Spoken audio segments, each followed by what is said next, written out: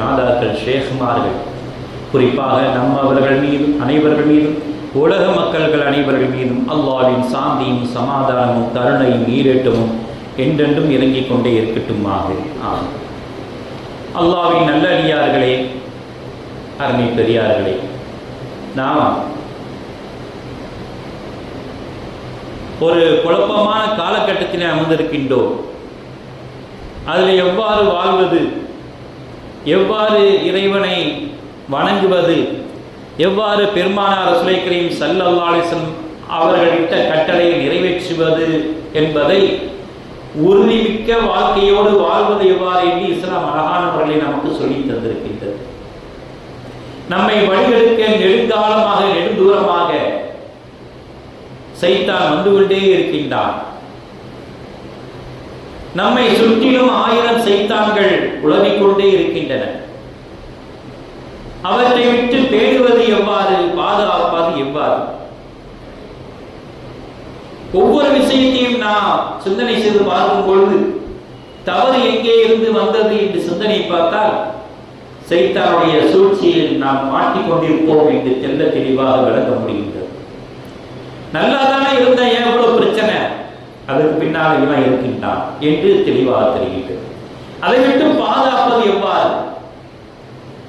குடும்பத்தில் பிரச்சனை, ஜமாத்தார்களுக்குள் பிரச்சனை, ஒற்றுமை இல்லாத பிரச்சனை, உடலிலே பிரச்சனை, உயிரிலே பிரச்சனை, மன பிரச்சனை என்று ஏகப்பட்ட பிரச்சனையை உண்டாக்கக்கூடிய வல்லமையை அல்லாஹ் தஆலா அந்த சைத்தானுக்கு கொடுத்திருக்கின்றான்.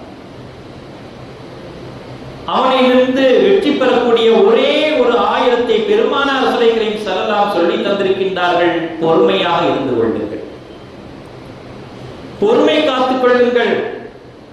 அதுதான் சைத்தானை விட்டும் வென்று வரக்கூடிய ஒரு சாவி, திறவா, மிஃப்தா என்று சொல்லி காட்டியிருக்கிறார். நாம் கோபத்தை உண்டாக்கினால் சைத்தான் அங்கே சிரித்துக் கொண்டிருக்கின்றான். அகங்காரத்தை உண்டாக்கினால் சைத்தான் அங்கே கொக்கரித்துக் கொண்டிருக்கின்றான். நம்முடைய எண்ணம் ஈடேறிவிட்டது என்று அவன் அழகான முறையை சிரித்துக் கொண்டிருக்கின்றான். போ என்று பொறுமை காத்துக் கொண்டால் வெக்கி தலை ஒழிந்து விட்டான் சைத்தான். இவனிடம் நமக்கு வேலை படிக்கவில்லையே என்று.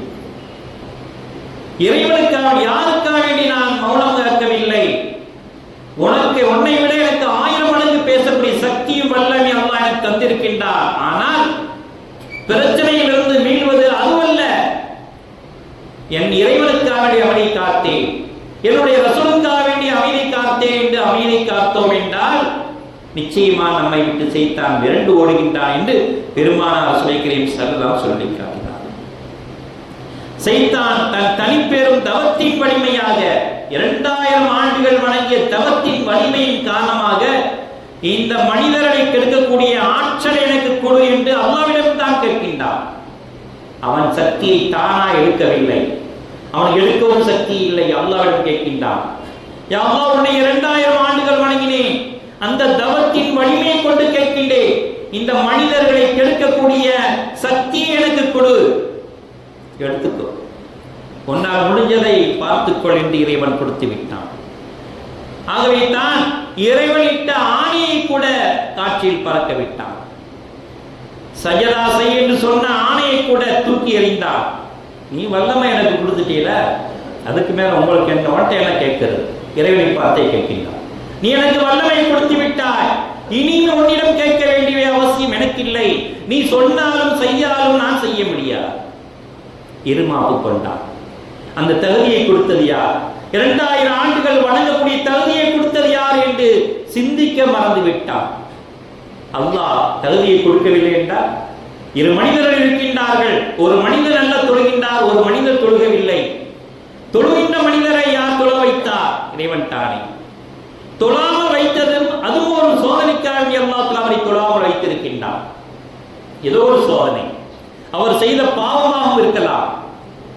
மனிதர்கள் தொழாமல் இருப்பதற்கு அவர் செய்த பாவங்களுக்காக வேண்டி என் முகத்தில் முடிக்காதே, என் பள்ளியாசல் நுழைகிறார் என்று அல்லாஹ்வே உத்தரவிட்டிருக்கலாம். ஆகவே நாம் வர முடியவில்லை. அதை மீறி அல்லாஹ்வை பாவ மன்னிப்பு கேட்டு, யா அல்லாஹ் இந்த அளவுக்கு தண்டிச்சிடாத, உன் முகத்தில் நான் முடிக்கணும், ஏனென்றா நான் செய்த பாவம் அவ்வாறு. என்னை தண்டித்து விடாதே, என்னை தொழ வைப்பதற்காக வேண்டிய ஆற்றலை கொடுக்கின்ற இல்லவிடம் மன்றாடி கேட்கும் பொழுது அல்லாஹ் ஆற்றலை கொடுக்கின்றான். நீ என் பள்ளிக்கு வா, தொழுகைக்கு வா. இப்படியாக இறைவனுடைய விளையாடுகள் ஏராளம். ஒன்று, சைத்தானுக்கு தகுந்த பாடம் கூட்ட வேண்டும். இரண்டாவது, இந்த மனிதர்கள் யார் எந்த பக்கம் செல்கின்றார்கள்? சைத்தானின் பக்கம் செல்கின்றார்களா, இறைவன் பக்கம் செல்கின்றார்களா? சைத்தானை இல்லாமல் வணங்க வைப்பது அவனுக்கு மிகப்பெரிய விஷயம் இல்லை. ஒரு சின்ன கடு, ஒரு சின்ன சுண்டு விரல் சொல்லினாலே போதும் ஒவ்வொரு மனிதனையும் வணங்க வைத்து விட முடியும். மலக்கை, கோடான கோடி மலக்கை அல்லாஹ் வணங்க வைக்கவில்லையா? ஒரு பாவம் செய்திருப்பார்களா மலக்குமார்கள்? அப்படி மனிதர்களை தடுக்க முடியாதா? இறைவனால் முடியும். ஆனால் இறைவன் சோதிக்கின்றார். நீங்கள் யார் பக்கமா இருக்கீங்க? நான் உங்களை படைச்சிட்டேன், இந்த மனிதனை மக்களாக உலகத்தில் படைத்து விட்டே, நீங்கள் யார் பக்கம் இருக்கின்றீர்கள்?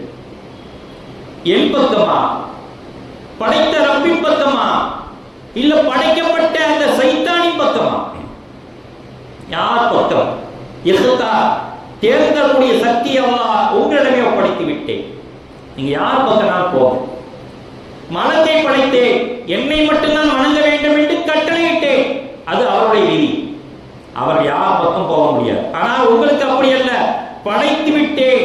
ஆனால் தேர்ந்தெடுக்கக்கூடிய உண்மையை மலக்குமாருக்கு கொடுக்கவில்லை. யாரை வணங்க வேண்டும், யார் பக்கம் செல்ல வேண்டும் என்று மலக்குமாருக்கு நான் கொடுக்கவில்லை, மனிதர்களாகிய உங்களுக்கு கொடுத்திருக்கின்றேன். யார் பக்கம் வணங்க வேண்டும், யார் பக்கம் நிற்க வேண்டும்? சைத்தானின் பக்கம் நிற்க வேண்டுமா, இல்லை படைத்த ரப்பின் பக்கம் நிற்க வேண்டுமா என்று தேர்ந்தெடுக்கக்கூடிய உரிமையை உங்களுக்கு கொடுத்து விட்டேன். நீங்கள் யார் பக்கம் நிற்க போகின்றீர்கள்? அல்லாஹ் அதற்கும் விடையாக சொல்லி காட்டுகின்றான், என் பக்கம் நிற்பவர்களுக்கு நான் சொர்க்கத்தை கொடுக்கின்றேன். மற்ற சைத்தானின் பக்கம் நிற்கக்கூடியவர்களுக்கு நான் நரகத்தை புகுட்டுவேன் என்று அல்லாஹ் சொல்லி காட்டிவிட்டான். சைத்தானை அழைத்து கேட்கின்றான், நீ ஏன்பா இப்படி நான் மாறிட்ட? ஏன் மாறிட்ட? அல்லாஹ் 2000 ஆண்டு வணங்கிட்ட, அல்லாஹ் நேரடியாக பார்த்துருக்க, நரகம் தெரியும், சொர்க்கம் தெரியும், இப்படி மாறும் காரணம் என்ன? ஒன்றும் இல்லை. காலானா சைருமினுஹு, என்னை சிறந்த படைப்பாக அல்லாஹ் படைத்து விட்டான். அது ஒன்றுதான் காரணம். என்னை சிறந்த படைப்பாக படைச்சிட்டு கலத்தினி மின்னா, சிறந்த படைப்பா நெருப்பை கொண்டு படைச்சிருக்கேன் என்னைய. இந்த ஆதமை மண்ணை கொண்டு படைத்து விட்டார். படைச்சிட்டு என்னை கேவலப்படுத்தலாமா? உயர்ந்த படைப்பாக நெருப்பை கொண்டு படைத்து விட்டு மண்ணை கொண்டு படைத்த இந்த ஆதமுக்கு சஜ்ஜதா செய்ய என்று அல்லாஹ் சொன்னானே, அது என்னை கேவலப்படுத்துவது தானே என்று அவன் வாதாடுகின்றான். உண்மையான வாதாட்டம் என்ன? உண்மையான அடிமைத்தனம் என்ன? கீழே உள்ள விழுந்துடணும், நெருப்புல உள்ள விழுந்துடணும், அல்லாஹ் ஓப்பட்ட உத்தரவு. நீ எங்க உள்ள சொன்னால் விழுந்துடணும், அதுதான் அடிமைத்தான். நெருப்பாக படிச்சா வயதான ஆயிடுச்சா? நான் சொன்னா நீ கேட்பேன். நீ ஆதமுக்கு சஜதா செய்யணும், செஞ்சிடணும். ஆதமுக்குள் யார் இருக்கின்றா? நான் தானே இருக்கிறேன். நான் இருக்க போய் தான் ஆதம் உயிரோடு இருக்கின்றார். ஆதமை பார்க்காதே, என்னை பார். ஆதமுக்கு சஜதா செய் என்று சொன்னால் நீ செருக்கு செய்து விட்டாய். ஆதமுக்குள் இறைவனுடைய சக்தி இருக்கின்றதா, அதுக்குத்தான் சஜதா செய்தேன் என்று சொன்னால் நீ உண்மையை புரிந்து கொண்டாய். இதுதானே விளக்கம். நீ ஆதமாய் பார்க்காதே, ஆதமுக்குள் என்னை பார் என்று அல்லாஹ்வுடைய உத்தரவை அவன் செவி சாய்க்கவில்லை. ஆகவே தான் ஒவ்வொரு மகான்களும் நாம் பார்க்கும்போது நம் மகானா பார்க்கவில்லை, அல்லாஹ்வுடைய சக்தியா அல்லாஹ்வை பார்க்கின்றோம். அல்லாஹ் எவ்வளவு பெரிய சக்தியா இருக்கின்றான். மாறாக அல்லாஹ் உன் சக்தி உலகம் முழுவதும் இருக்கின்றது. கல்லிலும் இருக்கிறது, மண்ணில் இருக்கிறது, துகளிலும் இருக்கு, எல்லா இடத்திலும் நீ பரவி இருக்கின்றாய். நீ அதிகப்படியமா இருக்கிற உன்னுடைய ரஹமத் இருக்கக்கூடிய மகான்கள் இடத்தில் உன்னுடைய ரஹமத்தை கொண்டுதான் கேட்கின்றமே தவிர மகானை கொண்டு கேட்கவில்லை என்று உணர்ந்து கொள்ளக்கூடியவர்கள் தான் இந்த மனிதர்கள். இஸ்ரவேலர்களில் ஒரு ஆவிர், பெரிய வணக்கஸ்தாரி, அல்லாஹ் அல்லாஹ் அல்லாஹ் என்று கலக்கக்கூடிய பெரிய வணக்கஸ்தாரி. ஒரு நிமிடம் கூட அல்லாஹ்வை மறக்கவே மாட்டார். அப்படிப்பட்ட ஆவிர். அவரிடம் ஒரு மனிதர் வந்து கேட்கின்றார், என்ன ஆவிலே, நீங்க மட்டும் வணங்கினா போதுமா? மக்கள் எல்லாம் அனாச்சாரங்களில் இருக்கின்றார்கள், மரத்தை வணங்கிக் கொண்டிருக்கின்றார்கள். அதை நீங்கள் தடுக்க வேண்டாம். அந்த பாருங்க, எத்தனை பேர் மரத்தை சுத்திட்டு இருக்காங்க, மரத்தை வணங்கிட்டு இருக்காங்க, மரத்தை கடவுளாயிட்டாங்க. அதை போய் தடுக்க வேண்டாம். அதெல்லாம் என்னுடைய வேலை இல்லப்பா, அல்லாஹ் வணங்க வேண்டாம் அப்படி சொல்லு. அப்படியா, உடனே வா, அனாச்சாரத்தை தடுக்க நான் வருகின்றேன் என்று கோடாரை தூக்கிட்டு ஆவேசம் வருகின்றார். மரத்தை வெட்டக்கூடிய நேரத்தில் சைத்தான் மனித ரூபத்துக்கு வந்து நின்று ஆவிதை நீ எங்க வந்திருக்கீங்க, நான் இந்த மாதிரி அனாச்சாரத்தை தடுக்க வந்திருக்கின்றேன், அது உங்களுடைய வேலையா? அல்லாஹ் உத்தரவிட்டிருக்கின்றானா? அல்லாஹ் உத்தரவிட்டாதான் செய்ய வேண்டுமா? கண்ணில் தெரியக்கூடிய அனாச்சாரங்களை தடுக்க வேண்டாமா? ரோட்ல ஒருத்த அடிப்படை சண்டை இருக்கா, எனக்கு அல்லாஹ்வுடைய உத்தரவு வருகின்ற வரை அவன் சண்டையை விளக்க மாட்டேன் என்று ஒரு மனிதன் பார்த்து கொண்டிருப்பானா? இல்லை, ரோட்டில் ஏதாவது அனாச்சாரம் நடக்கின்றது, அல்லாஹ்வுடைய உத்தரவு வருகின்ற வரை இந்த அனாச்சாரத்தை தடுக்க மாட்டேன், யாரா நிற்க முடியுமா என்று அந்த ஆவியில் கேட்கின்றார். ஆகவே கண்ணில் தரக்கூடிய அனாச்சாரத்தை தடுக்க நான் நிற்கின்றேன் என்று சொன்ன உடனே எத்தனையோ நபிமார்கள் வருகின்றார்கள். அவர்னா தடுக்கக்கூடிய இதை அவங்க பொறுமை சாட்டிட்டாங்க, நீங்க போய் தடுக்க வேண்டாம் என்று சொல்ல உடனே முடியாது. சைத்தானை ஒன்ன முதல்ல வெட்ட ஓங்கி அவனை கீழே தள்ளி கோடாரியான வெட்ட போயிட்டார். ஆசை வார்த்தை காட்டுகின்றான். தினந்தோறும் இரவு நேரத்தில் உனக்கு 2 தங்க காசு வைக்கிறான். அந்த தங்க காசை நீ வித்தீங்கன்னா தர்மம் பண்ணிக்கலாம், உன் வயத்தை கழுவிக்கலாம், நீ இபாதத் செஞ்சுக்கலாம், உழைக்கிற நேரத்தில் கூட நீ தொழுதுக்கலாம். எவ்வளவு ஆசைவாத சொல்றான், நீ உழைக்கக்கூடிய நேரத்தில் கூட தொழுதுக்கலாம் என்று சொன்னோடனே அவருக்கு அப்படி இழகிடுச்சு. சொல்றது சரிதானே, அழகான விஷயம் சொல்லிட்டான். சரிப்பா, 2 தங்க காசு வச்சிடணும், நான் விட்டுட்டு போறேன். அனாச்சாரத்தை தடுக்க வந்தவர் இவருடைய ஆசை வார்த்தையை கேட்டு சென்று விட்டார். முதல் நாள் பார்த்தாரு, 2 தங்க காசு இருக்கு, வித்து செலவழிக்கு அழகா இபாதத் செஞ்சுற, தர்மம் செய்யற, எல்லாம் செய்யற. 2ஆவது நாள் செய்யற, 3ஆவது நாள் செய்யற, 4ஆவது நாள் தங்க காசு வரல. ஆவேசமா கோடாரை தூக்கிட்டு அந்த மரத்தை வெட்டு ஓடி வர. அதே மாதிரி சைத்தான் நிற்கிறான். அவனை கீழே தள்ளதுனால சைத்தான் இவரை தள்ளி விட்டு அவர் மேலே ஏன் நிற்கிறான். உன்னுடைய சக்தி போயிடுச்சு. என்னைக்கு உலக ஆசைக்கு ஆசைப்பட்டு 2 தங்க காசுக்காக வேண்டிய அனாச்சாரத்தை தடுக்காமல் சென்று விட்டாயோ, அன்றை விட உன்னுடைய ரப்புக்கும் உனக்கும் உள்ள தொடர்பு முடிந்து விட்டது. அதுதான் என்னுடைய வேலை. உன்னை ரப்புக்கும் உனக்கும் உள்ள தொடர்பை எவ்வளவு துண்டித்தேன் பார்த்தாயா?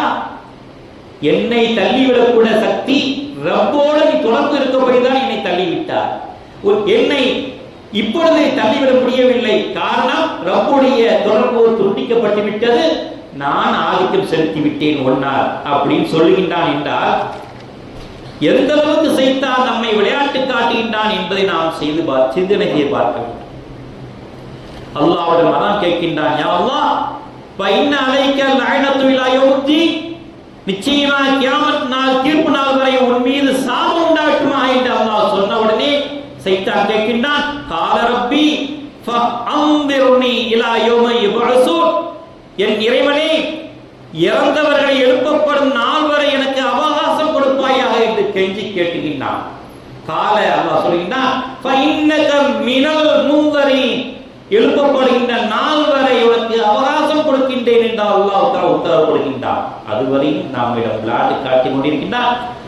இலா யௌமுல் வக்துல் மஅலூம், குறிப்பிட்ட நேரம் காலம் வரை உனக்கு தவணை உண்டு என்று அல்லாஹ் சொல்லி காட்டிவிட்டான். ஆக அருமை பெரியார்களே, இவருடைய விளையாட்டில் இருந்து நாம் தப்பிக்க வேண்டும் என்றால் பெருமானார் ரசூலை கரீம் ஸல்லல்லாஹு அலைஹி வஸல்லம் சுன்னத்தை நாம் அனுதினமும் கடைபிடிக்க வேண்டும். பெருமானார் ரசூலை கரீம் ஸல்லல்லாஹு அலைஹி வஸல்லம் சொல்லி காட்டினார்கள், மன் தமஸ்ஸக பி சுன்னதி இந்த ஃபசாதி உம்மதி ஃபலஹு அஜ்ரு மிஅத்து ஷஹீத். குழப்பமான இந்த காலகட்டத்திலே என்னுடைய சுன்னத்தான் நடைமுறையை ஒரு சுன்னத்தை பேணியவர்களுக்கு எவ்வளவு நன்மையை நான் கொடுக்கின்றேன் தெரியுமா, இறைவன் கொடுக்கின்றானே தெரியுமா, 100 ஷஹீதுடைய நன்மை கிடைக்கும் என்று பெருமானார் ரசூலை கரீம் ஸல்லல்லாஹு அலைஹி வஸல்லம் சொல்லி காட்டினார். இந்த குழப்பமான காலகட்டத்திலே ஒரு சுன்னத்தை பேணக்கூடியவர்களுக்கு 100 ஷஹீதுடைய நன்மையை அல்லாஹ் வழங்குகின்றான் என்று பெருமானார் ரசூலை கரீம் ஸல்லல்லாஹு அலைஹி வஸல்லம் சொல்லி காட்டினார்கள். பைஹக்கிலே எழுதப்பட்ட ஹதீஸ். ஆகவே அருமை பெரியார்களே, இப்படிப்பட்ட குழப்பமான காலகட்டத்தில் அமர்ந்திருக்கின்றோம். சைத்தானை வெற்றி பெற வைத்துவிடக் கூடாது. நமக்குள் பிரச்சனை வந்துவிடக்கூடாது, நமக்குள் குழப்பத்தை உண்டு பண்ணிவிடக்கூடாது.